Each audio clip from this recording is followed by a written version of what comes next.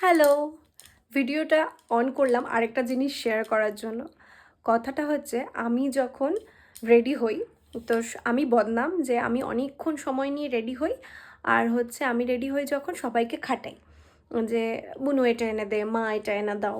তো এটা নাকি মানে আমার বাড়ির লোকের কমপ্লেন আর আমার বরেরও কমপ্লেন যে আমি ওখানে থাকলে ওকে খাটাই।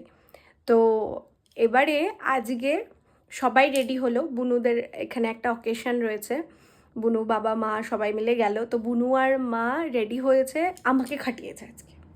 হলো, আমি খাটলাম।